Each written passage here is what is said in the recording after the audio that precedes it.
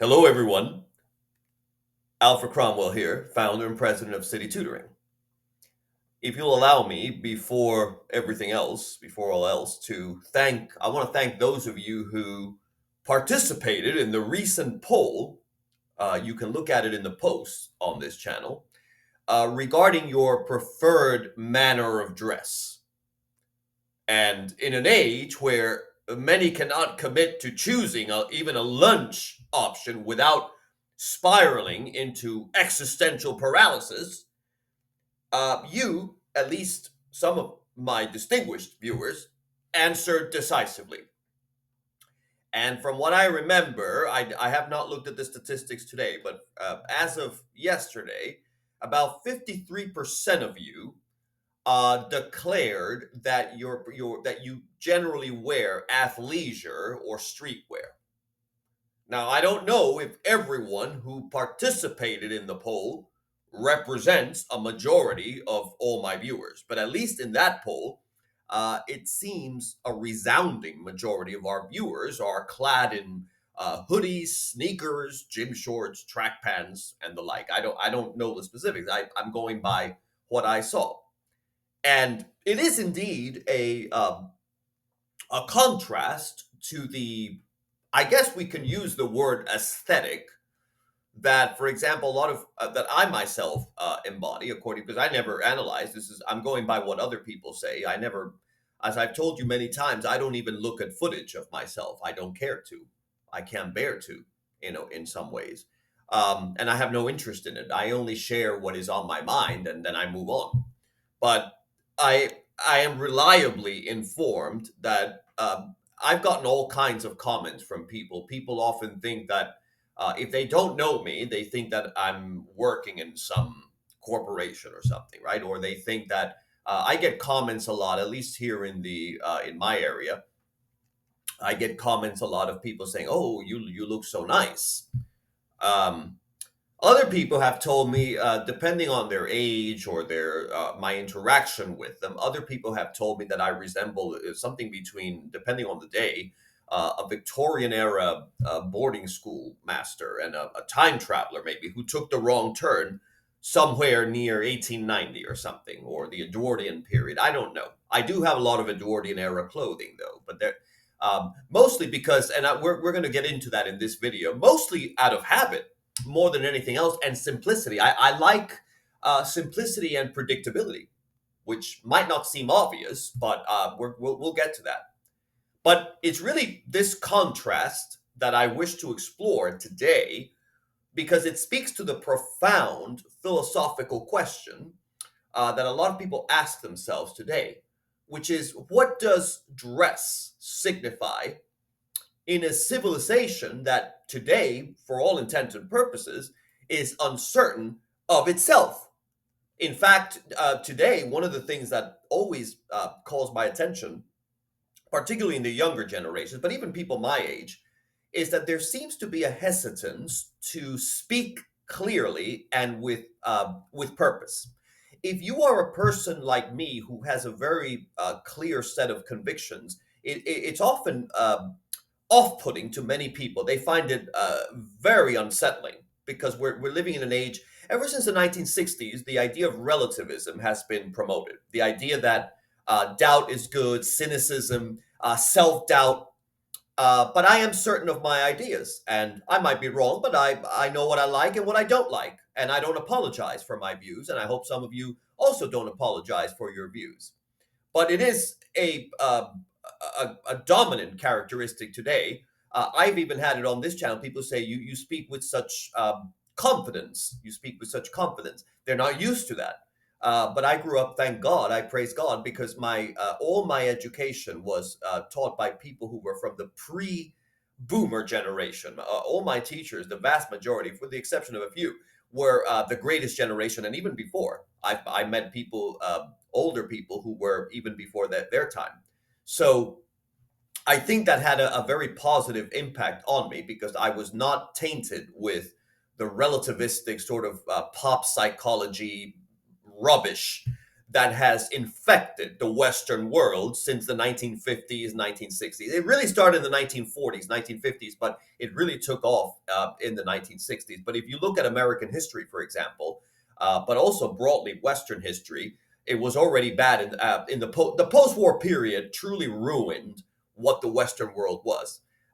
We didn't win, as a lot of people like to think. We won against Germany. Yes, we won against militarily. We won against the German expansionism and Adolf Hitler, but we did not really. I don't believe, other than a military in a military sense, I don't believe it was a win for civilization. Not certainly not for Western civilization. And most of the problems that we see today that are exaggerated today can actually be traced back to the post war period. A lot of you fantasize about World War II, about the 1940s, for example, but the rot was already beginning in the 1940s. Every single ideology that you see today, broadly speaking, at least in the political sense and the social sense, can be traced back to the post war period. Of course, it wasn't, you have to remember that back then, there were still many older people around and there was still a sense of civilization. So they were living off of the remnants of what was left. And of course, now there is nothing left over. America is a done country. We are an utterly destroyed country. We're not a country anymore, actually. But anyway, let's discuss the issue of dress because a lot of you have asked me about that. And I think it's a worthy discussion. Now, a lot of you have been asking me to improve the sound quality, and I had this microphone. I didn't realize, I don't know, I had misplaced it, but here we go. Hopefully, it sounds better now. I do listen to some of you. I just don't invest in all the tech that some of you want me to, unless you pay for it. If you're willing to pay for all those investments, if you're really interested in improving, I'm more than happy to use any donation that you send. And if you specify, if you restrict it to specific technology, I'm more than willing to. I'm not going to spend out of pocket, though, uh, just because strangers have a preference for a specific sound. If you don't like the sound, I do my best. If you don't like the sound, and you're more concerned with the sound quality versus the message, then really you don't belong on this channel. I'm not interested in people like that.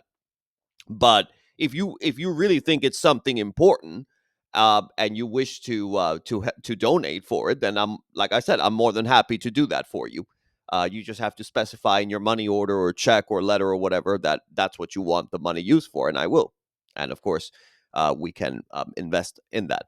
But I want to confess to something plainly because I get this a lot from people. They say, "Oh, you're so formal," and they have no idea what formal means. They think that because I don't wear what most people wear, that it's somehow more formal, but it's not. This notion of formality that people apply to my attire or attire that looks like mine is it's really a complete hollow category. A waistcoat, a collar, a neatly knotted tie. These things have no inherent dignity. There's no magical prestige that comes with it.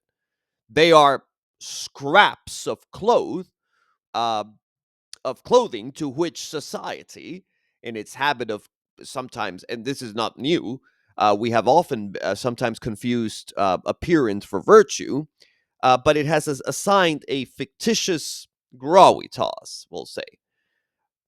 But if I wear them, it is not because I believe in the superstition of formal dress, nor because I imagine myself loftier for donning them. I wear them really for the same reason, believe it or not, that another man might reach for a hoodie. Because you've broken in that case, with your own life, because it is mine in this case. It is what my hand finds by instinct, because it's really the costume of my own habits rather than the uniform. It's not the uniform of any tribe, heaven forbid. It's clothing is not supposed to be a sermon. It's merely a habit that represents something about you specifically. But in my case, I don't dress a specific way to belong to the formal world, whatever that means. I don't know what is the formal world today. Because if we think about what formal world means today, I don't belong in the formal world. I have never worked for a corporation. Uh, if I were ever in a corporation, I'd be fired on the spot, probably. No one would want me. I am a cautionary tale, and God spare me from that crowd. And so, and I also don't dress myself to, some people do this, but it's not the case with me, to distance myself from the what is considered to be the informally attired. Um, in fact, probably some of you who are who consider yourselves to be informal, you probably have a lot more expensive clothes than I do, much more. Even though it might not look formal by the standards of what you consider to be formal, which is typically a suit in some way. Um, but formality is a phantom category today. It's a ghost of old anxieties, class anxieties, really, that still haunt the modern mind. Because what matters is not whether a garment meets some arbitrary code, but whether it expresses your own station in life. Again, what God made you to be. And if by some accounts I've dressed as if though I'm from another century, it's only because it's really an aesthetic that I have lived in long enough for it to fit me like a second skin. I don't even think about it. It's not a declaration of any kind, or some people wear clothes to posture as a form of social posturing, but it's simply the way that my inner life leaks outward. It's nothing more. In fact, I just find it easier. I don't have to think about what I'm going to wear because you just don on some kind of jacket, a tie, and a dress shirt. What could be more easy than it's actually really rather simple. There's no complex thinking involved. The people who dress more fashionably or more modernistic, they always have to be keeping up with the latest trends. I don't keep up with that. I have no idea. I don't even know what the latest top 40 is. No, and that doesn't make me special in any way. I don't say it to be arrogant. I just if you read my latest post, I am an ignorant person, but ignorance is bliss. And so, if you'll allow me to um, begin with a discussion of the old order of dress. Let's talk about that. The old order of dress. Because what we understand today as the so called formal dress of centuries past was not merely fabric, it was an argument, a thesis that was stitched into wool and linen. By the way, that's something I do have a principle about. I do not wear polyester. I don't wear any of the modern fabrics. I'm against them. I am against them. And I only wear fabrics that are wool, linen, and only made in America, by the way, which is why my wardrobe is a lot more limited because it's in some ways it's harder to find. And of course, it's very hard to find a tailor, although I do have one, thank God. And so things become quite expensive in that sense. But I'd rather have fewer clothes than some of the mass produced by slave labor, by the way, in the third world. I don't buy anytime I go into some of these shopping centers and it says made in Malaysia, made in China, or it's revolting to me to have to buy something like that. I don't buy any of those garments. And again, that is, I do say that as a statement of principle. I do say that as a statement of principle. But it has to be observed that what you call a formal clothing is really today, actually, unfortunately, for the vast majority of people, it has become a costume of compliance. It's if you look at suits today, and I don't wear the typical suits, by the way. Nothing about if you were to see me in person, you'd see what I'm talking about. I don't have anything that was made in the past. I think the newest piece I have might be from the late 1980s, probably. Um, but today, there's a certain suit when you see it, and you can tell the difference. It's worn by men often, who in the vast majority of cases, by the way, you do it occasionally because you must, right? The vast majority of you, when you wear a suit and ties because you have some kind of event that you must attend and has some kind of dress code, you don't do it for your own. pleasure or identity, and that's okay. You see, this is what you have to realize, that is okay. And what I mean is, it's okay if you do not wear a suit all the time. That's not what God asks you to do. In my case, it's none of this. I wear my attire not as some kind of patronage to the whims of society, but as I said earlier, it's a habit, it's a ritual, it's really a natural expression of something I just know. I don't know anything else. I could not be anything else other than what I do. And so the dress represents small acts of constancy and gives a sense of order and predictability. So in this way, the garments are not empty, but they can be, not all the time, but they can be the outward signs of a deliberate inward life. Uh, and it's really a habit that's made more important because of its repetition rather than any obligation. So, a classic way to dress can be in many ways. And when I say classic, I mean not standard, like not what you would see today, but it's in many ways an act of defiance against chaos. It is ceremonial in many ways, and it's certainly not compatible with the corporate world as you would think. There's a difference between a corporate suit, which I don't have, and the sort of clothing that I have, which is actually quite old, and it's been they're hand me downs really from the past, and they're all Edwardian clothes, Edwardian, some of it from the 19th century as well, and some of it from the 20th century, but it would not be compatible with a true modern corporation in any way. So you see, the corporate world, if we're honest, has taken this noble tradition of the gentleman dress, and they've smothered it beneath a mountain of mediocrity. So back in before the days of industrialization and the modern neoliberal capitalist society that we have today, that by the way Thomas Jefferson would have opposed it, one of our greatest founders. But dressing well back in up until the early 19th century was simply something you did. It was especially for a gentleman, it was heroic in a way. Dress represented your station in life, but today it is often HR policy. So a tie, for example, used to represent something maybe fashionable, adventurous. Now it just signifies in many ways, depending on the kind of tie, not all the ties, but you've seen it, the PowerPoint presentations and all that nonsense. Um, and so I find myself in an unusual position because for to some people I look like or I dress like some kind of I remember when I was in England, people said to me often, they said, you can tell, the English people used to tell me, you can tell you're a Protestant. You look like the old strict Protestants of Northern Ireland, like some kind of Edwardian, I guess, theologian. But you'd be surprised to know that my sympathies lie increasingly with the with what are known today as the sloppily dressed, and I'll get to that.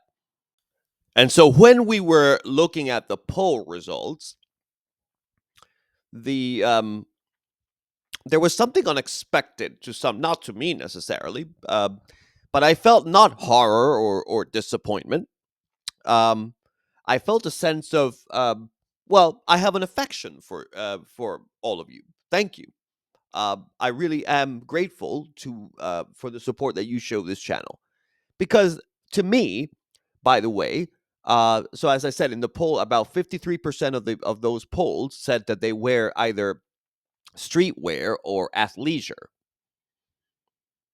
and so but there's a peculiar honesty in that because uh, today it really has it can be. I'm not saying in all the cases it can be the uniform of the unpretentious.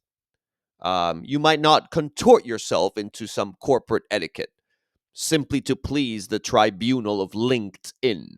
It's a rather cruel tribunal, by the way. So your streetwear possesses a kind of democratic courage. We'll say it that way. Perhaps if you think about it in that way, some people don't think about dress in any way at all. You just wear it. But it does not claim any polish, I guess we'll say it that way. It just says take you as you are, or take nothing at all, and I can relate to that in a roundabout sort of way. So you are welcome here, by the way. And in some ways, it is refreshing because I'd rather say, I've often said this, I'd rather be with a crowd who is rough around the edges, we'll say. Let's say someone, just straight up out of jail, even, than some kind of polished neoliberal egghead consultant, marketer, or whatever, any day. I'm so tired of these eggheads who believe that they're called the know-it-alls. You see them, you see them in bike lanes, for example. Not that there's anything wrong with riding bikes, by the way, but it's just the way that they go about it. It's all performative. And so, if you've been if you've been to prison, or if you're rough around the edge, you may be rough, but I think you'd make a better warrior for God than some of these sloppy sort of milk toast. We used to call them milk toast people. Do you know what milk toast is? Some of you don't know. When you lose your teeth, and most of us will at some point in our lives. I'll be losing my teeth at some point in my life. Hopefully not, but it's a reality. It's a real possibility. You dunk toast into the coffee or the milk, and it becomes very soft, and you can chew on that. You can eat it, but it's got no substance. It's got no strength. And some of these people that I see today, it's just so worthless. Some of them. So the decline of dress, in some ways, also represents the decline of illusion. You see, dress is no longer tied to the virtues that were once praised, like duty, lineage, station, ceremony. It used to be that a peasant dressed a certain way. Uh, if you were from the royal, if you had some kind of regal or aristocratic lineage, you would dress a certain way as well. But it no longer represents that. It has instead become competitive theater. And the corporate world dresses not to present dignity, but to camouflage cowardice. Every suit in those glass buildings is a costume for men and women, but women sort of go with the flow. But I'm saying men specifically. It's for men who are terrified of being seen as ordinary, even though there's nothing wrong with being rather ordinary people. Every dress code is a polite synonym today for servitude, and every professional attire guideline is just a bureaucratic leash. But some of you, thank God, you are free of the charade, and that's why I was in many ways encouraged by the poll. No one mistakes you for an executive. No one asks you to be polished or productive or relentlessly positive or aligned, heaven forbid, aligned with company values. You have escaped the masquerade, and I applaud you for that. I really do. So, in that sense, you are, in some ways, you are, at least you are real than the faker that we have today. Because you reject the great lie of today that you must constantly perform rather than be who you are and what you want to do. So it is not aesthetics, it is just being real in some ways. That is the true air of tradition and of just being a healthier person. Now, let me be clear. I am not advocating for slovenliness. Obviously, you should not be a walking laundry basket. And whether you wear or you have tattoos, I don't know, or not, or sweatpants or not, you should carry yourself with a certain dignity, at least. I'm not talking about the dignity of fabric this time, but of bearing. Um, Indeed, at least in my experience, many of the most responsible, or at least young people who I can think that will be a better fit for the ideas that we defend here, they're found precisely among those who do not dress formally necessarily. I have met in my lifetime skateboarders with better ideas than bankers. I've even met tattoo artists with better values than the CEOs, believe it or not. So I say unto you, virtue doesn't have to wear a tie necessarily, especially not in today's society, but vice often does. You must continue with a refusal to bow before the false idols of the age, and that is status, chasing, polish, corporate orthodoxy, uh, bureaucratic servitude, and the hollow noises of neoliberal respectability. A person who dresses simply but lives honestly is more recommendable. It's better. It's a better fit than someone who dresses formally but uh, lives mechanically. But let us speak plainly, because in earlier centuries, excuse me, the earlier centuries, the well dressed man, as was considered to be well dressed, it varies in time what is considered to be well dressed. They belong to the aristocracy, but today, someone who is dressed a certain way tends to belong to human resources. But the disheveled man, the tattooed man, the man in athleisure that drifts between um, shifting jobs, sharing apartments, maybe, I don't know, living lightly, but he now carries the spirit of the past in some ways. These were the same people that, in many ways, gave us our poets, our rebels, our sailors, prophets, even craftsmen, boxers, drifters, visionaries, saints and sinners, and every sort of character the world still remembers uh, centuries later. But if you're a corporate man, you will only leave behind a resume. But the other young men, they leave behind stories. And that's what I value here at City Tutoring. I'm not interested in your resume. I've had people send me resumes. I don't know why, because I don't read them. I would never hire you based on your resume. I would hire you based on how I like you. If I don't like you, then you're not hired. Period. A civilization lives by its stories, not its resumes. What good is it to me, someone who has a wonderful resume, if you're not going to share the values and the vision that I have here at City Tutoring? We're not compatible people. I don't care how good you are. I don't care how many degrees you have. So, how then should you dress? And here is my radical position. It's not really radical, but I call it radical because it honors the past and the present. And it doesn't seek to elevate anything in terms of fantasies. A man, and I cannot speak for women. I'm sorry. I know a lot of women have commented. I don't feel. I am a man. That's what God made me. I cannot speak on how women dress. I can tell you that there is modest dressed in women. That I can say, but I cannot give fashion advice to women. Um, my name is Alfred Cromwell, not Frida. I can't be anything else, and I've never tried to. Heaven forbid. So you should dress in such a way, if you're a man, that that you know who you are, not in a way that others mistake you for something you are not. So some of you will find dignity in a blazer, but some of you will find it in a hoodie. Some in boots, and some in sneakers, and some in suits, and some in shorts. And the world is crumbling, not because men wear fewer ties, but because they possess fewer convictions.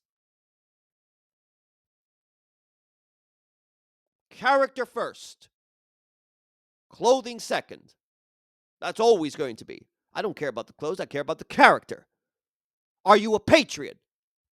Do you know where you come from? And so my old position is kind of a paradox in some ways, right? Because I continue to dress as I do, like someone misplaced by time, but I dress in a certain way for the same reason a monk wears a robe. It's the garment in which I best commune with my own nature, with what I know. It's simply familiar to me. But I tell you sincerely, when I look at young people with streetwear, athleisure, loose silhouettes, and relaxed bearing, even some, there's a lot of tattoos these days. I don't necessarily feel disdain. Sometimes I feel camaraderie in some ways because I recognize in some of you the same refusal, in a different way, of course, you manifest it differently, to your refusal to submit to the empty demands of modernistic respectability. So we are all of us in different garments, but part of the same resistance. Even though you might not see it that way, you might not feel it that way, but we really are.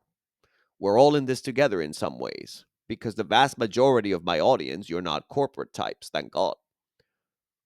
Um, and so the dress is it can be in some ways a declaration of freedom because dress today is it's not merely style, it's a philosophy. Really, it can be a philosophy, it can be a personal uh, constitution. So whether you wear a tank top or a tie, a blazer or a hoodie, the essential thing for me is that the garment should not be a signal of servitude, but an emblem of your freedom. And you dress, in my case, I can be formal. I don't consider myself formal, but some of you do consider, compared to, well, based on your definition of formality. But it's not. It's more of an act of defiance, and you dress informally as an act of defiance as well for a different reason. And so I believe that that is the new brotherhood of modern of our age, because we can all agree to reject the sterilized polish of neoliberal corporate life, each in our own way, of course. So you wear what makes you honorable. You wear what makes you grounded in yourself, what makes you unmistakably you. And should we ever gather together, whether you are tailored, suited, booted, shredded, hooded, buttoned to the neck, tatted, it doesn't matter. We shall know one another, not by our fabrics, but by the strength of our spirit and our rejection of the uh, the demands of neoliberalism. We reject it entirely. And on this channel, we will continue to fight against it. Thank you all.